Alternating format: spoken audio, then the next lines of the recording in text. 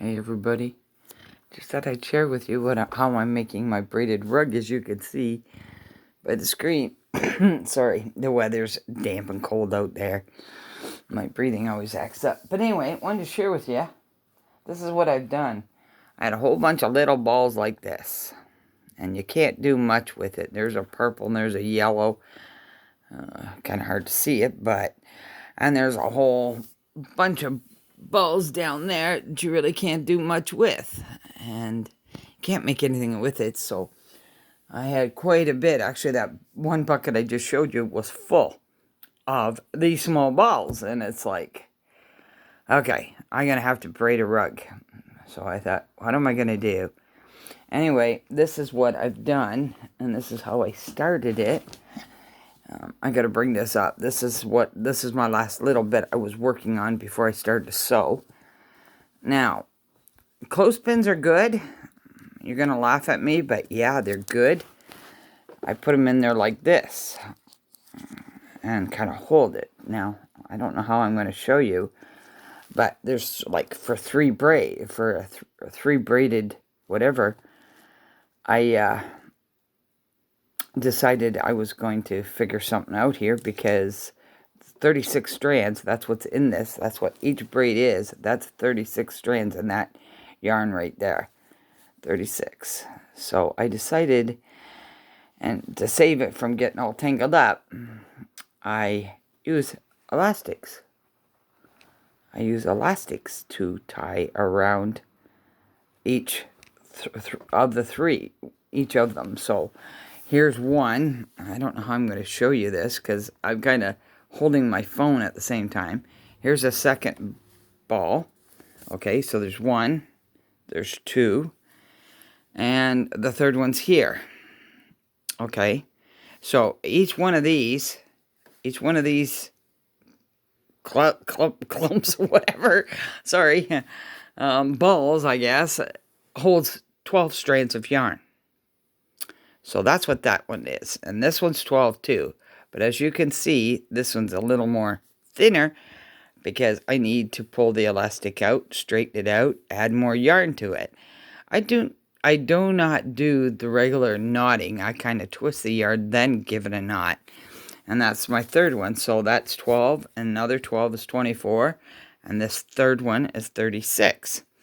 Now, as far as braiding goes, I use this clothespin to kind of hold the yarn together. I don't know how I can do this. If I could wedge the phone somehow, maybe I can. I don't think so. I think I'm going to end up dropping it. Dropping the phone, I mean, and not showing you. I don't have a stick or anything. I need to wedge it someplace. But anyway, when I take that clothespin out, it just shows you where I'm at. And then I plan to, the braiding is very simple. Let me see if I use another one. Try to wedge it. I'm going to try. I don't think that's going to work. No, it's just falling into the yarn. Darn it. I have no stick or anything to prop it up. But anyway, let me see.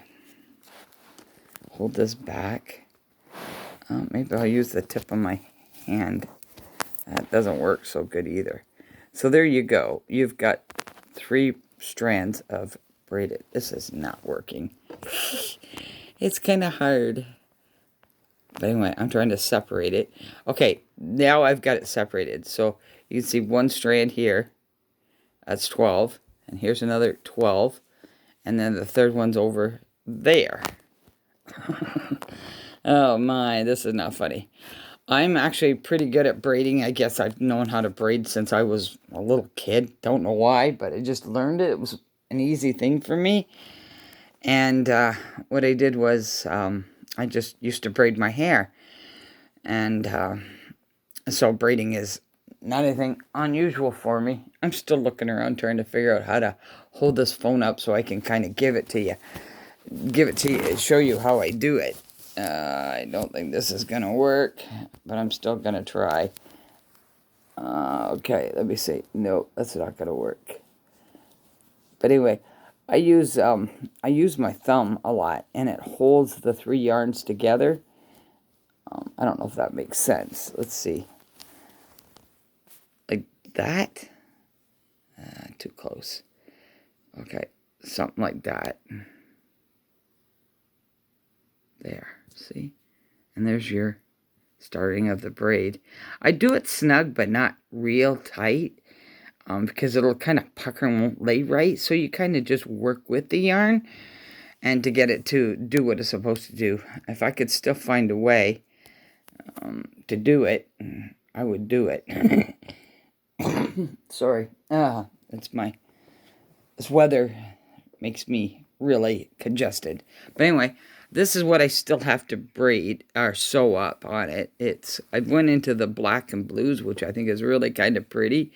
Kind of gives it a unique thing, but I'm now, 40 inches by 46 inches. So it's getting bigger, but I got a pretty big living room here, and I got to try to cover the floor.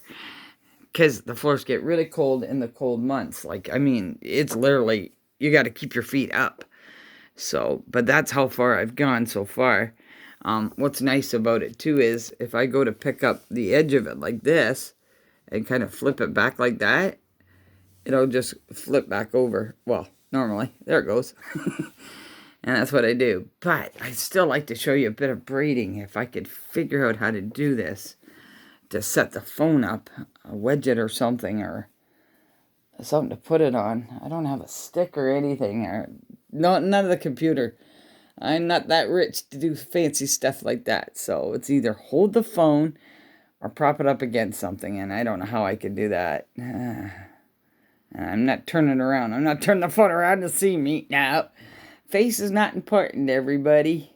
It's the knowledge I'm trying to share with you. In case you too have a bunch of balls of yarn around and don't know what to do with it. I don't like throwing anything out. I feel that everything can be used, and I'm putting it to good use. So that's why I'm doing this rug.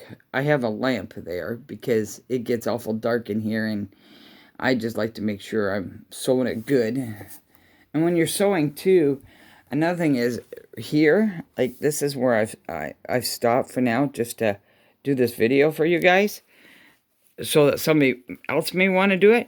When I'm doing this, I kind of push the yarn. See the braid? It's right, let me see, where am I? Right there. Okay, now what I do is I kind of give it a little push, but make it snug against there. Okay, but when I go to loop it or to sew it, if I can find my needle through all of this, you kind of just grab the corner of it like this, and I need two hands, and you kind of, but when you go through, you don't pull it really, really tight, you just make it snug, and I really don't want it that far in there. I just kind of want to go through it, and you just kind of pull it snug.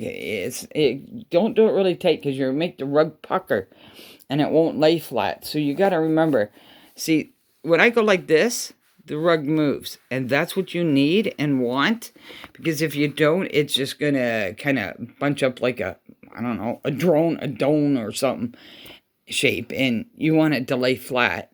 So that's what I was trying to show you about the sides, by picking up the sides and see how it's going and how flexible it is or how movable it is, because if it's too tight, it's not going to lay flat, and that'll leave a big frustration at the end when you think you've done all this sewing up and it ends up not laying flat. It's really frustrating. I've worked with other styles of rugs. This is the first time I've ever done a braided rug, so it's all new to me too, but you got to take that little bit tidbit and just kind of loosely sew it, not real loose, because if you check, even in between, let me see, how can I do this? Right here, okay, see, it kind of gives, that's what you want. Even if you can stick your finger through it, that's okay, because it needs to move. You need it flexible. I've noticed other braid rugs were done the same way. They weren't like really tight against each braid. It's kind of loose, but that's what I'm doing. If I find another way to show you the braiding, I'm just still trying to think of what I could do to prop the phone up so that you could see what I'm doing. Oh, I better hurry up. This video is getting awful long for just such a simple thing. But I hope that helps some people anyway. That's what I'm doing right now is sewing up the rug because I still got this pile of braided, which we call it, yarn braids already done. It's all, and by the way, it's all one piece. I just kept knotting the yarn when it ran short and made sure I always have 12 strands in each one of these. So it'd be 36 total, so it'd be the same thickness. That's why I did it that way. I could have made it thicker. That's not very thick of a braid, but to me it was what I wanted to do. Then I could control it a lot better. I could have went 39, but 39 strands of yarn. So, like I said, that's what I've done. And I just thought that would help some people out. Because when you're trying something new and never done it before, you better know what you're doing or get an idea of what you're doing. Because it can be so frustrating. Very frustrating. I still think I would like to try and show you the braiding part. If I can find at the end where I was working on it. The clothespin, I took the clothespin off. Let me see. What if I did that? Oh, I just knocked the phone over. Sorry. That bright light is bright. Let me see. Nope. Sorry. It's not that easy. No, it's not. It's just not going to work. I don't know what to do. Let me see. If I... Nope, that's not going to work. Let me see. I guess it's because I'm using that other... But anyway, you get an idea of what I've tried to do. Anyway, and that's what I'm doing, and that's how it's working so far. I'll try to get you a video of when I first start. When I get back into braiding, I'll find a way to wedge it, and then... Because I got to finish this up first, sew this down, and then I'm going back to braiding. Because I need to. It's still not quite the size I want it. And yeah, nice thing about this too is when you're using your typical yarn, acrylic yarn or whatever you call it, it's actually nice to wash up. It seems to go really nice and really soft, you know, but I'm not complaining about it. Like I said, it's my first attempt. Anyway, hope this helps. You all take care, and I hope I helped a bit in some way. Thank you for watching. Bye.